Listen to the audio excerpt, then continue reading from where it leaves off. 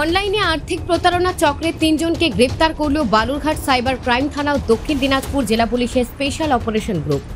গতকাল রাতভর তল্লাশি চালিয়ে দক্ষিণ দিনাজপুরের কুমারগঞ্জ থানার বিভিন্ন এলাকায় অভিযান চালিয়ে মূল প্রতারণা চক্রের পাণ্ডাদের ধরা হয়। ধৃতদের কাছ থেকে ৮টি সিম কার্ড, ৬টি অ্যান্ড্রয়েড ফোন, ৩৩টি এটিএম কার্ড বাজেয়াপ্ত করেছে বালুরঘাট সাইবার ক্রাইম থানা। এদিন বালুরঘাটে ডিএসপি হেডকোয়ার্টার বিক্রম প্রসাদ সাংবাদিক সম্মেলনে একথা জানান।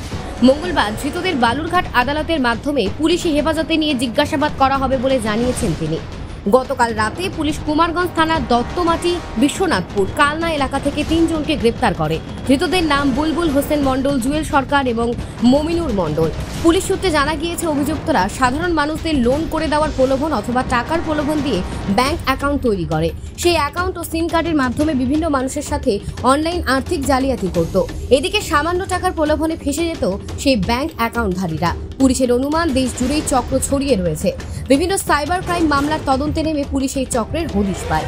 এই বিষয়ে ডিএসপি হেডকোয়ার্টার বিক্রম প্রসাদ জানান, কিছুদিন ধরেই আমরা দেখছি যে আমাদের জেলার বিভিন্ন থানা এলাকায় সাইবার রিলেটেড যে ফ্রড, বিশেষ করে তার মধ্যে ফিনান্সিয়াল ফ্রড, সেই ফিনান্সিয়াল ফ্রড কিন্তু বিভিন্ন জায়গা থেকে রিপোর্ট হচ্ছে এবং আমরাও জানতে পারছি যে ফিনান্সিয়াল ফ্রডের যে টাকাগুলো, সেই টাকাগুলো আমাদের এলাকায় বিভিন্ন অ্যাকাউন্টে ট্রান্সফার হচ্ছে।